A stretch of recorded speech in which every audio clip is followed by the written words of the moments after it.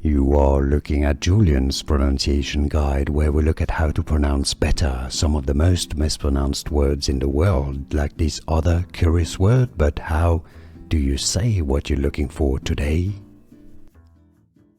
A natural pit or sink hole in Mexico, in the Yucatan Peninsula. I believe the word comes from old ancient Aztec or Nahuatl maybe. Locally it's said as cenote. Now in English some refer to it as cenote, but it'd be better to say it as cenote, right? Cenote, because in Spanish, or at least in Mexican locally, they say it as cenote.